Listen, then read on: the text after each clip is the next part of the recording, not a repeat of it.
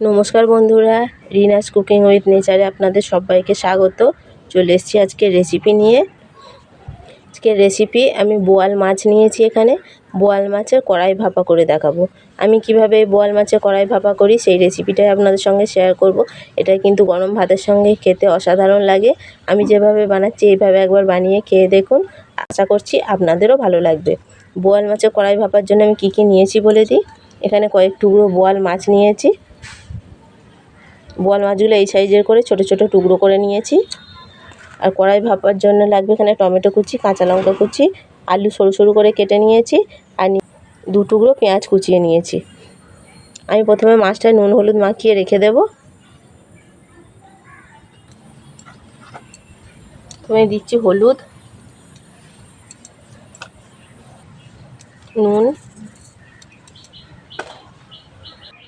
নুন হলুদটা খুব ভালো করে মাখিয়ে নেব।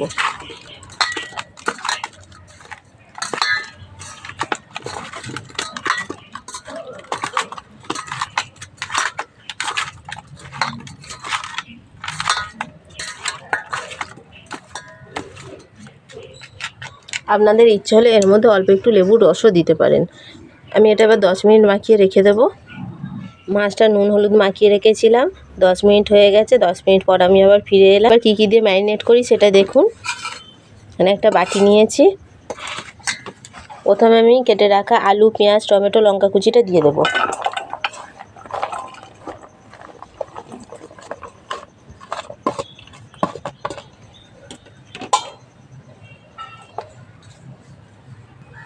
প্রথমে দেব সরষের তেল।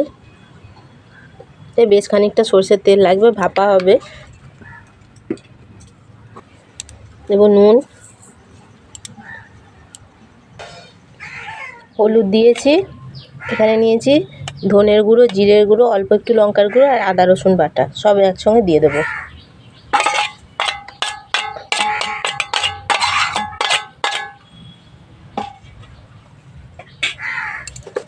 সব একসঙ্গে খুব ভালো করে মেখে নেব।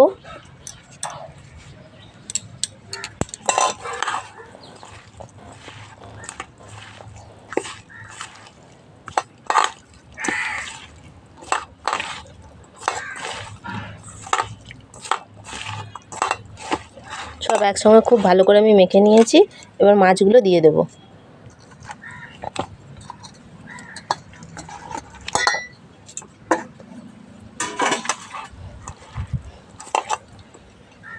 এখানে যে সর্ষে বেটে রেখেছিলাম, আমি 2 চামচ মতো সর্ষে বাটা দেব।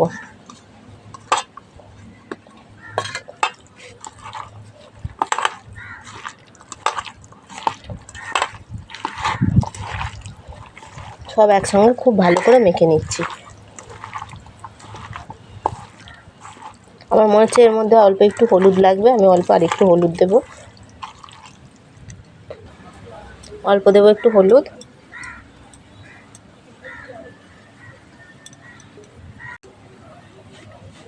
খুব ভালো করে সব আবার মাখিয়ে নেব।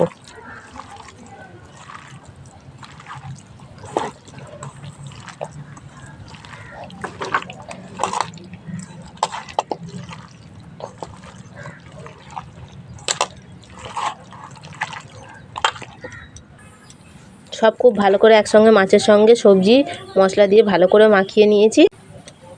পাতুরির জন্য আমি এখানে কড়া বসিয়ে দিয়েছি। যে ম্যারিনেট করে রেখেছিলাম মাছ সবজি, সেগুলো এবার এর মধ্যে দিয়ে দেবো।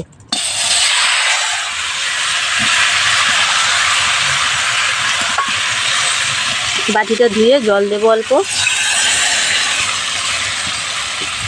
আর একটু জল দেব।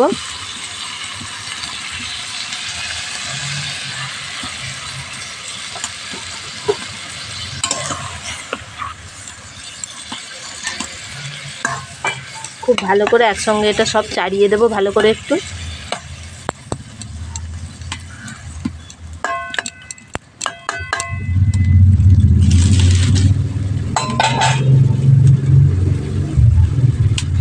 ওপর দিয়ে 2টো কাঁচা পাকা লঙ্কা দিয়ে দেবো। এবার ঢাকা দিয়ে আমি আস্তে আস্তে 15 মিনিট জাল দেবো এটা।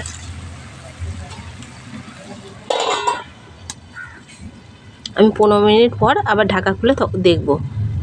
আমি এই পাতুরিটা কড়ার মধ্যে সব একসঙ্গে দিয়ে করছি। আপনারা চাইলে এইভাবে মশলা মেখে একটা তাওয়া বা চাটুর মধ্যে কলা পাতা দিয়ে তার মধ্যেও মুড়ে করতে পারেন। 10 মিনিট হয়ে গেছে, আমি ঢাকাটা খুলে একবার হালকা করে একটু নেড়ে দেব।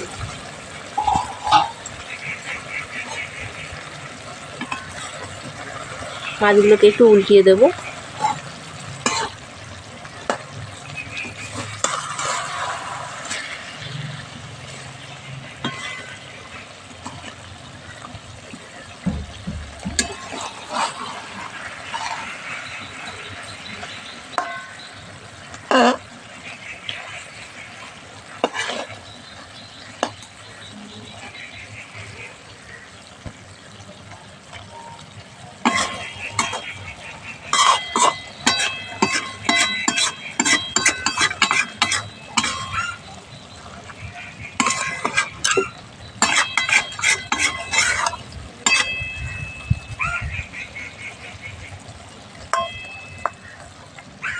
আলুও অর্ধেক সেদ্ধ হয়ে গেছে, আবার আমি 10 মিনিট চাপা দিয়ে রেখে দেবো।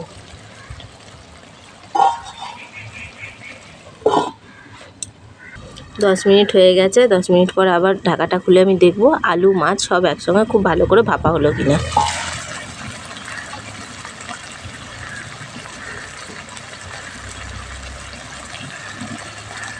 এই যে পাশ থেকে তেল ছাড়তে শুরু করেছে, মাছও খুব ভালোভাবে ভাপা হয়ে গেছে। তা আলু কেটে দেখবো আলু ভাপা হয়েছে নাকি। খুব সুন্দরভাবে আলুও কেটে যাচ্ছে, মাছ আলু সব খুব সুন্দরভাবে ভাপা হয়ে গেছে। বোয়াল মাছের কড়াই ভাপা আমার কিন্তু একদম রেডি হয়ে গেছে। এই রেসিপিটা একবার বাড়িতে ট্রাই করে খেয়ে দেখবেন, গরম ভাতের সঙ্গে খেতে কিন্তু অসাধারণ লাগে। এই এক পদ দিয়েই কিন্তু ভাত খাওয়া হয়ে যাবে, আর অন্য তরকারি লাগবে না।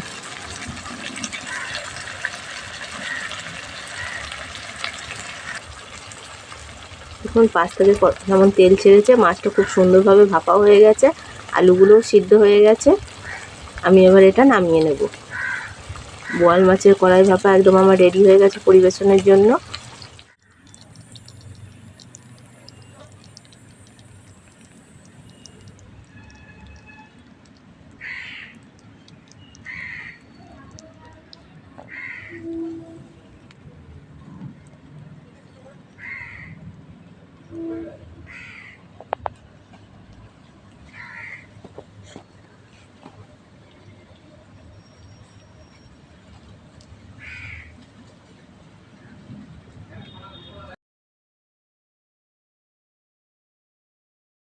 এই ভাপার রেসিপিটা যদি আপনাদের ভালো লেগে থাকে, একটা লাইক কমেন্ট শেয়ার করবেন, আর চ্যানেলটা সাবস্ক্রাইব করে আমার পাশে থাকবেন। ফিরে আসবো অন্য কোনো রেসিপি নিয়ে।